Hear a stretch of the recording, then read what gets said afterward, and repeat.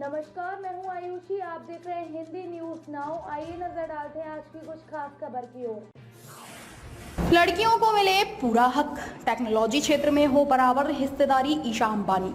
चौथी औद्योगिक क्रांति के इस डिजिटल युग में भारत को अगर वर्ल्ड लीडर के तौर पर उभरना है तो लड़कियों को आगे लाना होगा। विज्ञान, प्रौद्योगिकी, इंजीनियरिंग और सूचना व संचार टेक्नोलॉजी के क्षेत्र में लड़कियों की भागीदारी बढ़ानी होगी। दूरसंचार विभाग द्वारा आयोजित गर्ल्स इन आईसीटी इंडिया 2024 में लड़कियों से बात करते हुए रिलायंस इंडस्ट्रीज लिमिटेड की निदेशक ईशा अंबानी ने उन्हें प्रौद्योगिकी को एक करियर के रूप में चुनने के लिए प्रोत्साहित किया।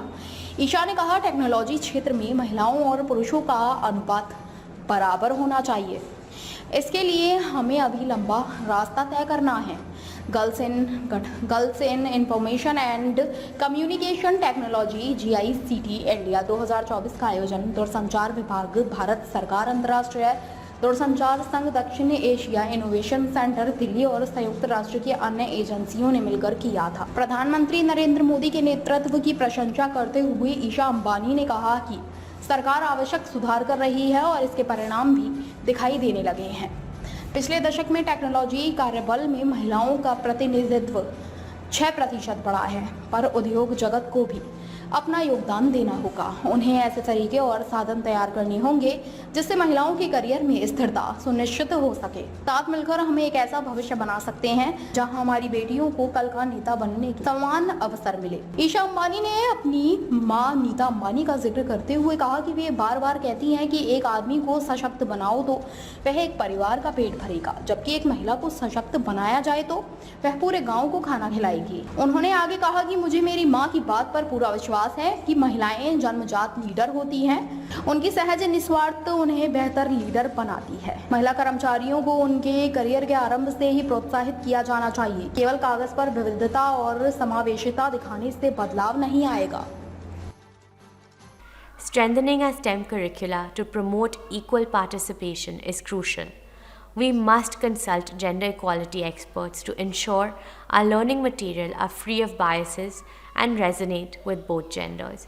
The government, under the stewardship of our visionary Prime Minister, Shri Narendra Bhai Modi, is making alterations and necessary course corrections, and the results are already showing. In the last decade, there's been a 6% increase in women's representation in the tech workforce.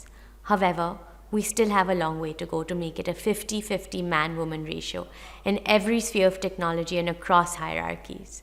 With the government doing its part, industry too must chip in to catalyze the transformation. The tech firms too must play their part, devising ways and means to ensure that the career of no woman engineer gets stagnated. Every woman gets the chance, like their male counterparts, to bloom to their fullest.